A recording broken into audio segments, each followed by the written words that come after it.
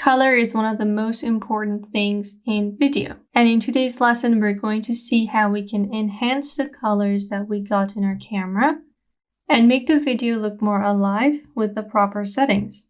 So let's get started. We're going to begin with some landscape shots, meaning that we're going to be focused on nature and other objects. Then later on, we're going to progress into portraits and see how we can enhance the colors on a human subject. So you got 4 videos in your resource pack. Bring them into your project, and we're going to begin with one of the landscape shots. So here someone is just walking in a forest, and here the coloring isn't quite right because we got some fog in the background. The person is walking really slowly. So the goal of this video is to create a mysterious setting, but because of the colors, we're not really getting that setting. So what we want to do is to just add some contrast, change the colors in there, make the greens more vibrant, and just create the right setting for this video. Duplicate your clip with Option or Alt, then go to the color workspace. Do your edits on the top video, leaving the bottom one for reference. So first, when it comes to color, you want to make sure that you have the right lighting, because without light, we can't really see color. So it's really important that your exposure is right, your shadows, contrast, and all that, so that we can actually see what colors we're dealing with before moving on to working with them. So for exposure, the video has a pretty good exposure, but I just want to lower that to create that mysterious mood that I want. Contrast, we want to increase that quite a bit. Highlights, we can decrease it so I get more of those shadows. Darken the shadows, of course.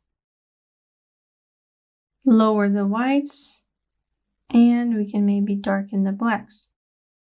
So already with basic correction alone, we darkened the clip to create that mysterious mood. Now onto the colors, which needs to be done after your basic correction. We're going to first increase the vibrance. So already you can see that, let me just bring it here.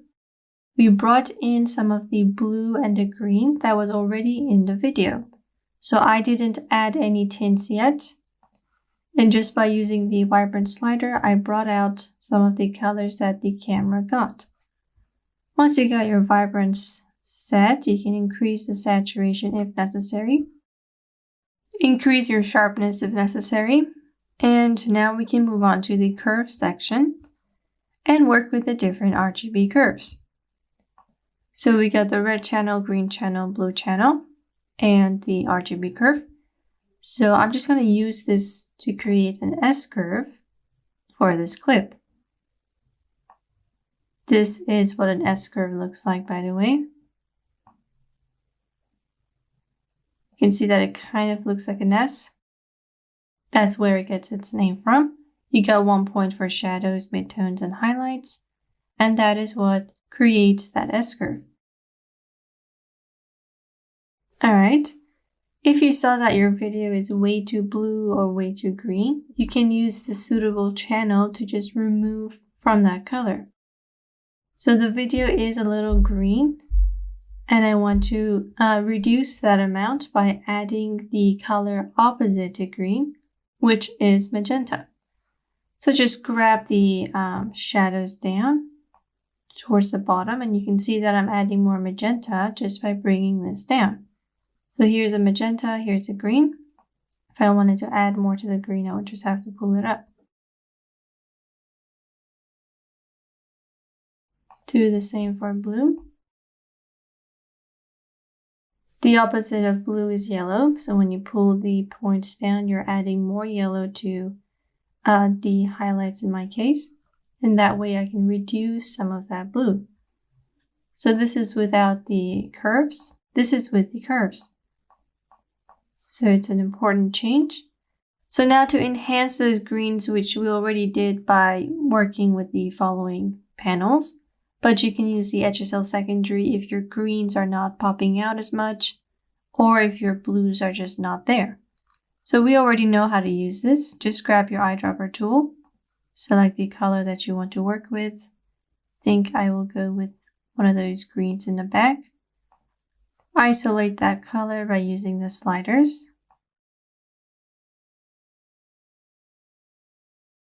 And then onto that selection, we can bring the coloring maybe towards the greener side. And make mine a little green. And darken those areas. Looking good so far.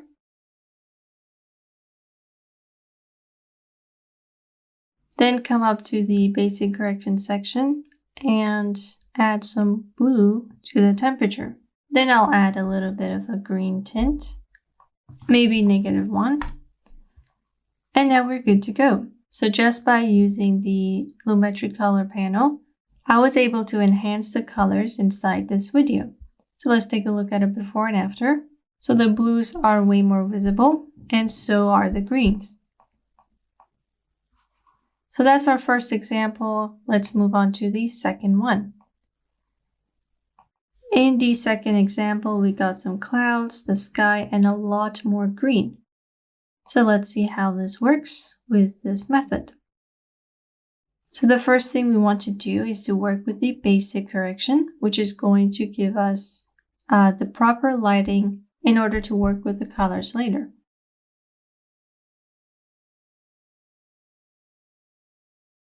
So I worked with my light settings. You can also see it before here. It's looking a lot less flat, and I created some contrast. Let's add a yellow temperature this time. Head down to the creative section and begin with the colors. First, let's sharpen this clip, increase the vibrance, get some of that green out, and then increase the saturation. Pretty good. Now for the highlights, which is the sky and the clouds, we want to add a nice refreshing blue. So just go to highlight tint and drag the sky down towards the bluer side. For shadows, you can also add something. I think I'll add a nice yellow tint. Balance the tints by grabbing the slider. And there we go. It's looking pretty different from what we had before. Head down to curves and we can just finalize the way this looks. Create your S-curve. Then go into the different channels and balance the colors that are on your screen. All right, I just want to add some of that bluish tint to the sky. Before it was looking pretty yellow. I wanted to make it a little blue, so I added some blue to the highlights. So this was the before, this is after. Just by using these sliders, I was able to bring out more of that green and the other colors that are inside this landscape. So that was our landscape examples. But how does this work on portraits? Because we got different features that cannot be enhanced globally. Let's make a sequence from our next clip, and I can show you what I mean. So here I have a portrait of someone just looking at the camera. When I want to enhance the colors in the subject, things are going to be a lot different because I cannot just increase the sliders globally due to the different parts of the face. So when it comes to portraits, you want to use different techniques. This sort of enhancement is used quite a lot in fashion videos. So you still have to do your basic correction. If needed, you can work with the different sliders. I'm just going to do that real quick.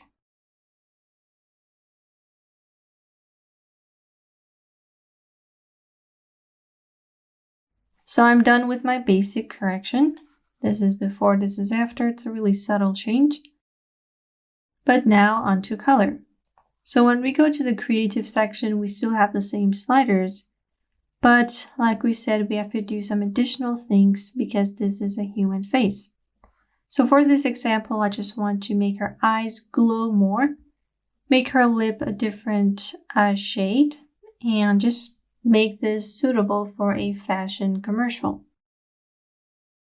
So what we're going to do is to just create a new adjustment layer, head down to New Item, and choose an adjustment layer.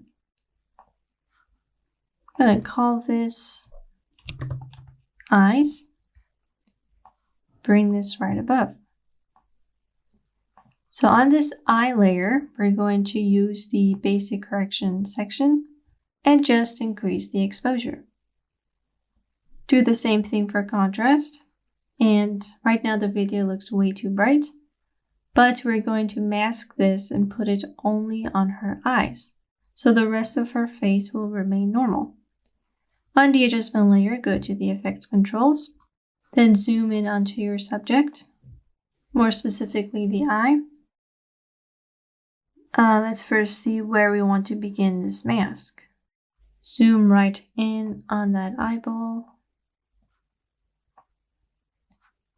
Use the ellipse mask to just create a shape around her iris. Hold down Shift so it keeps the perfect circle, and just make this as small as it needs to be.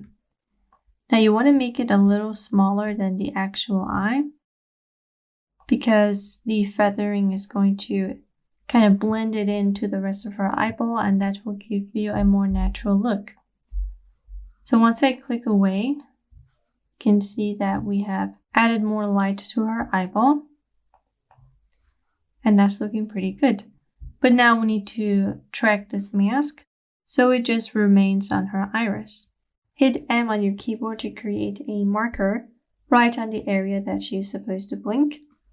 Track backwards, come back to this marker, and then track forward until the end of the video or when she just blinks again. So I'm going to skip the tracking for now and just repeat this on her other eye. Hold down Option or Alt, duplicate this, and just move this onto the other side. Go back to your marker, get the ellipse tool, and just position it on her eyeball. So I got my two different masks on both of her eyeballs. Now let's take a look at how we can change or enhance the color of her lip. Go back to the color workspace, and using the HSL secondary, I can just isolate her lip color. Let's just bring the two adjustment layers up and duplicate the video one more time. The video that has the color adjustments and not the original, you can just lock the original so that you don't accidentally move it. On this second duplicate, we're going to grab the key, sample her lips, and you're going to bring in some of that skin tone, but we're just going to remove that later. So work with the sliders until you have isolated her lip alone. So I went ahead and created these many keyframes for each of the eyes using the tracker. When the subject is blinking, I created some mask opacity keyframes. First one being 100, then 0 when the eye is closed, and then 100 again. This continues until the last part of the video when she fully closes her eye. As for the lip, I adjusted the sliders and got only her lip. As you can see, we did get some of the areas on her face, but that's pretty easy to remove.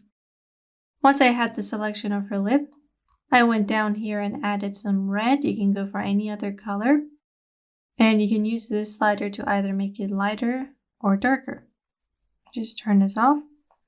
You can just decide what shade of lipstick she has just by moving this slider and choosing the base color. To only limit it to her lip area, we need to create a mask. So go to a frame where you can see her lip and it's not covered. Then grab the pen tool right here and just go around the lip area. Once you're done with the mask, we're just going to feather it out. Hit M to create another marker. And based off this point, we're going to track backward, then forward. So just track backward first, then go back to your marker, track forward, and then we'll be done with her lip. And now the lip mask stays on top of her lip. So we're done with this simple example, but what if you want to take this further with changing the eye color of your subject? So you could do it in Premiere Pro with this method that we used. Instead of just increasing the exposure, you can just head down to the colors in the creative tab and maybe make it red or just any other color. But this method can be a little time consuming, and when it comes to tracking, After Effects just does a better job. So for the second portrait example, we're going to use After Effects. Make a new sequence, duplicate, and then replace it with After Effects composition. Once you are in After Effects, duplicate your clip by holding down Command D, Control D on Windows, and begin with looking for the perfect frame, which is right around here. So you want to start at a frame where the eye is fully open, and preferably at a frame where the eye is looking straight. So I didn't take this frame because she's going to turn towards the camera. So we're going to start tracking forward from this point and then backwards. Let's mark this frame by grabbing a marker and begin by making a mask around the iris. So zoom right in, hold down the spacebar to move the canvas around.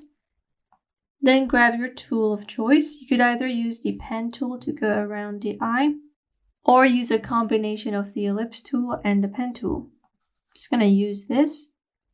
Make a mask inside the iris. Click and drag to make curves.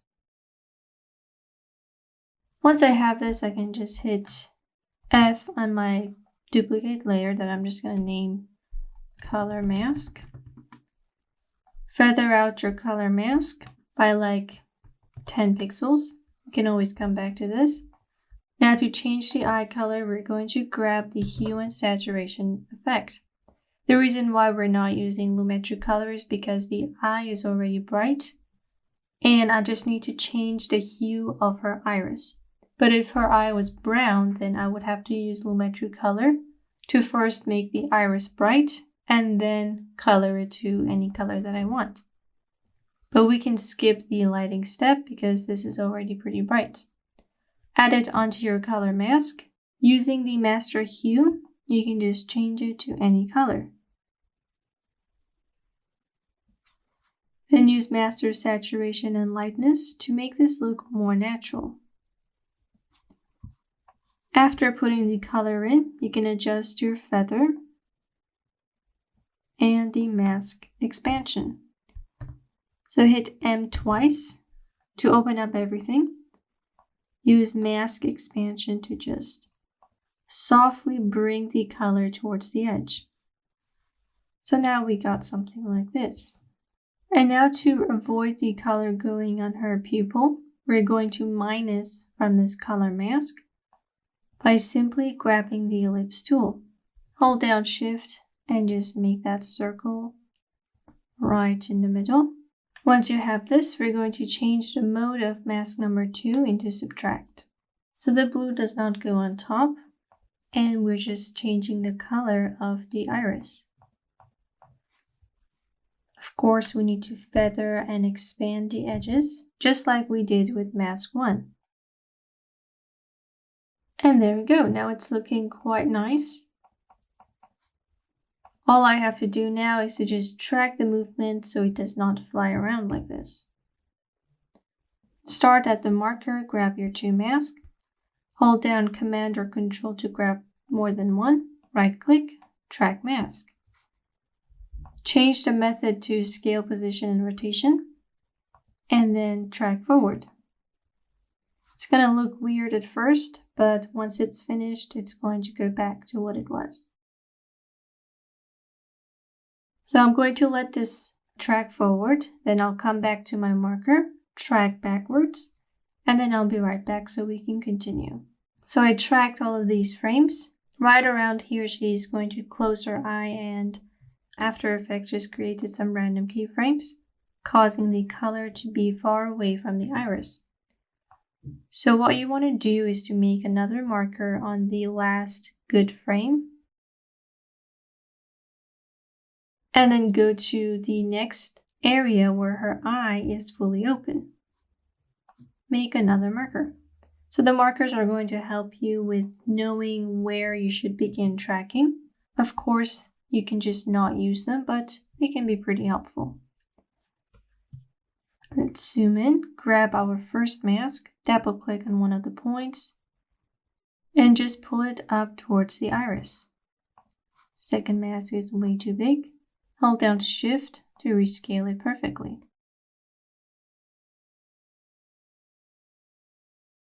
Once you're done rescaling and repositioning your mask, we're going to track backwards from our third marker until we reach the beginning of the video. Again, we have the closed eye problem, so let's begin making our mask path keyframes. Go to a frame where the eye is fully open. Hit M on both of these mask layers. And then we can just go on each of these keyframes and alter their position. So around here, you can see that the eyelid is closing down. Let's zoom in. Therefore, I can just grab one of these points and pull it down according to how close the eyelid is coming down. You can do the same thing with the pupil. So you're just altering the keyframes when it comes close to the blinking part. When you're done with the keyframing, you should have a nice blue eye for your subject. On places where she closes her eye, I also made mask opacity keyframes. So here it's 0 because the eye is closed, 100. For the pupil, it's different because it gets revealed later on. Again, we have another blink, so that's more opacity keyframes. But now the color is nicely fit inside her eyeball. Even after tracking your mask, you can always go in and change the color so it's not like a permanent thing. And you have the freedom to change the eye color whenever you want. So that's how we can change eye color using After Effects. The result is way more precise than Premiere Pro when it comes to tracking, and you will just have an easier time with keyframing.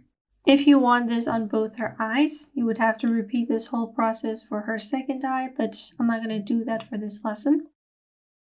Hold down Command S to save your project, Control S on Windows, then go to Premiere Pro and enjoy your subject's new eye. So this was before, this is after. So that was 2 ways that you can use to change your portrait videos. Premiere Pro is an option on its own, but After Effects can help you get a more precise selection.